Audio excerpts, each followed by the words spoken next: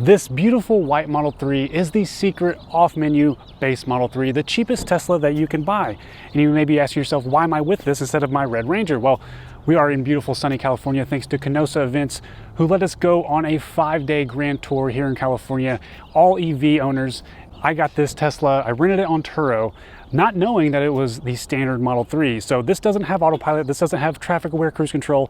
It's very bare bones, and it's something that I've wanted to try out to see if it's actually worth it.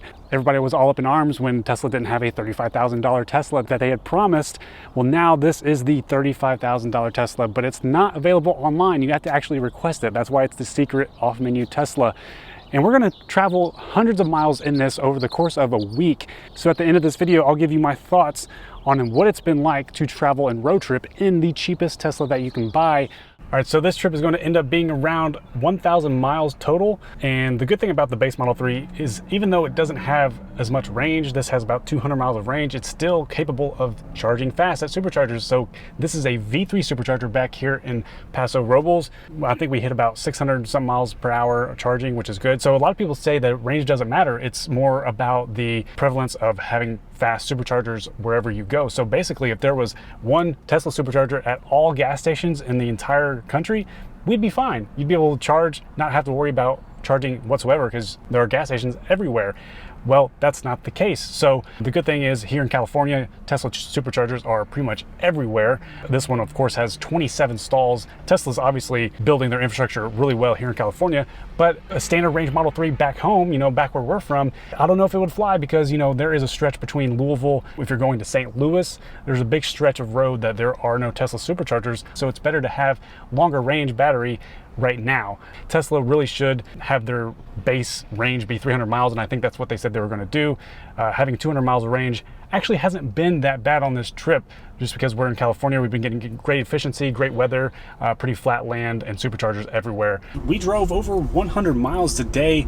We started our day off at the San Simeon Pier, which was beautiful out by the coast. Handled it just fine, and the efficiency for today was incredible. We were driving over hills, and we got 199 watt hours per mile, which is a-okay. No range issues whatsoever. We were able to charge overnight here at Allegretto. That's one good thing about having a Tesla. If you stay at a hotel that has a destination charger, which Allegretto does, we just plug right in here and charge for a few hours for free.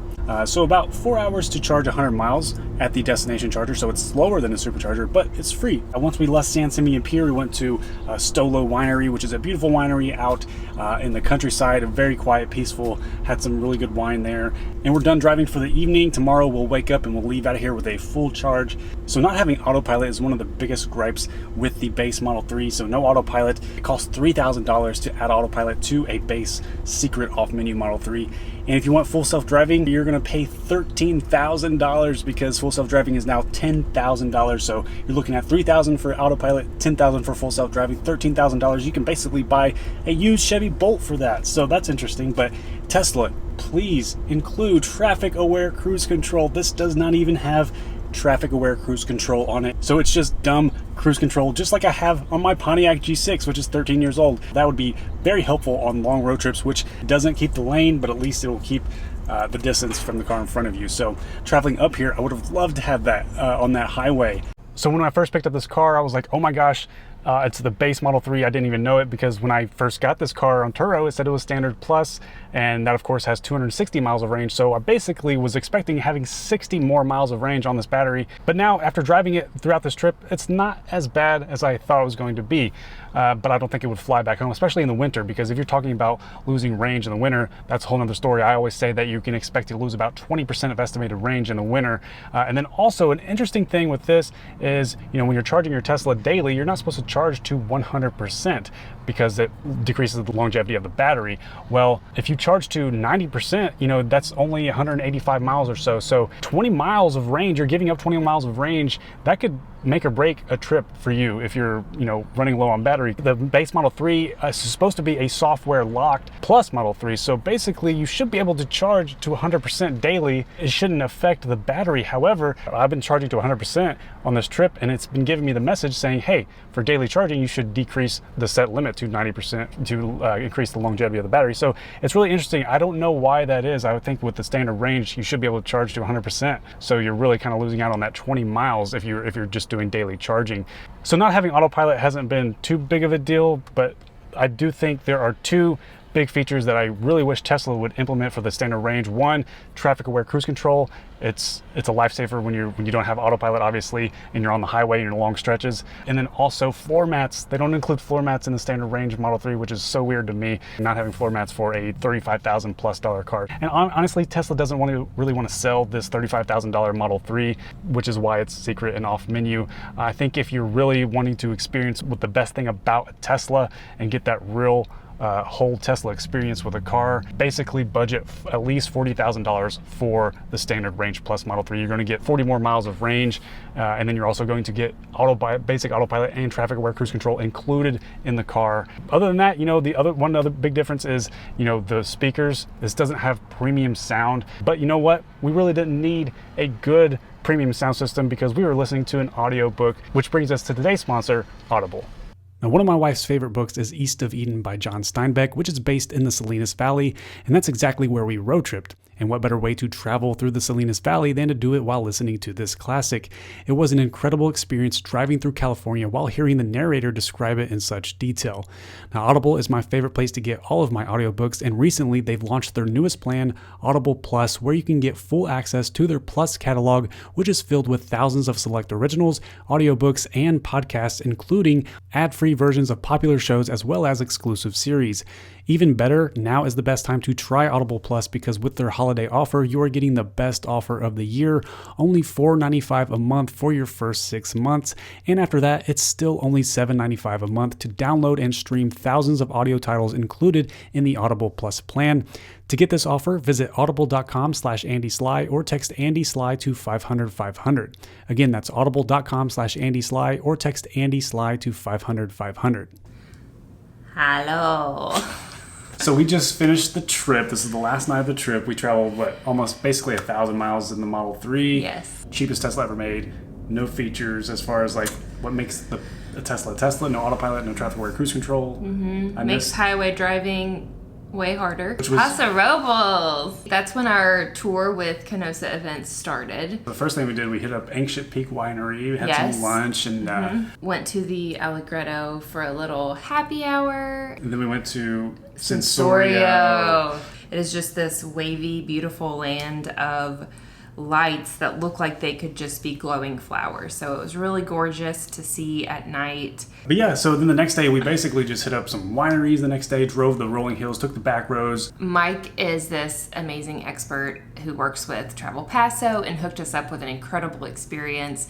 We started the day at Cucala Winery. I fell in love. Yeah, so fun just driving up those hills to the winery. Then we went to Cass Winery, which is this really eclectic winery. It has some really cool things. Also had some chargers there too for Tesla. Yeah, Tesla chargers there, which is cool. And tried a lullaberry pie for the very first time. We didn't even know a lullaberry existed. Yeah, still don't understand what it is. It's like a raspberry and blackberry. Had a baby. Mated. Mated. What I love about all the places that we visited is that they all did some type of sustainability work at their farm, at their ranch, in their vineyards. So everything had its own version of sustainability that fit in so well with the tour because obviously electric vehicle owners love sustainability. Yes. Basically the rest of the trip, we drove from Paso Robles all the way to Monterey, but we went Highway 1 up the coastline, and it was just absolutely beautiful, but got a little car sick. I had to drive a lot, and then even driving, I felt car sick. Yeah. Just do it at least once. Do it once. Take your time. Look at the views. It's a beautiful day. It's gorgeous. Yeah. And once we got to Monterey, just saw the sights. We were by the Pacific, and we finally on our last day got a good sunset. We did. But we got to experience the 17-mile drive, which is which is a nice little famous drive there, and gorgeous views of the coast. And we got to High Point Lobos, which is an amazing little trail full of wildlife. And man, the weather was perfect. I think coming from a long-range Model 3, I was kind of like, oh man, I'm missing Autopilot. I'm missing my long range, because with a 200-mile base Model 3, you're stopping every 1 to 2 hours to charge, compared to every 2 to 3 hours to charge on a long range Model 3. So I was coming from that, so I was kind of like, I'm missing that stuff. But I think if you're coming from nothing, if this is your first Tesla, it might be worth it if you definitely have that strict $35,000 budget. But I think at the end of the day, it just almost is better to get the standard range plus. It's safer. Yeah. Like the added investment is in your safety. Yeah. And I think that's worth it. When I first drove it, and I realized there wasn't Autopilot. I was like, this is taking away a safety feature. Yeah. Even just traffic aware cruise control, like I said before, like many times before, like just having that as a safety feature. And like, if you're buying a Tesla, make sure you budget at least $40,000 to get the standard range plus, at least get that, because that does come with Autopilot. It comes with 260 plus miles of range. I think that's good enough for most people. We had an amazing time, amazing trip. Thanks to Travel Paso, Canossa, we had a wonderful bucket list experience. Yes. I hope we can help put on another EV Grand Tour, maybe in some other part of the country, maybe in Bourbon Country, where we're from, in Louisville. Stick around to find out. Maybe we can make that happen. But nonetheless, I'm pretty sure another EV Grand Tour will happen. And so stick around and follow Canossa, follow Travel Paso. And yeah, there are a lot of trucks out in Paso Robles. So yeah, a lot of trucks. I'm curious to see how many Cybertrucks there will be next year, possibly out there. Ooh, interessante. Yeah. We are hungry. Let's go get some food. I'm so hungry.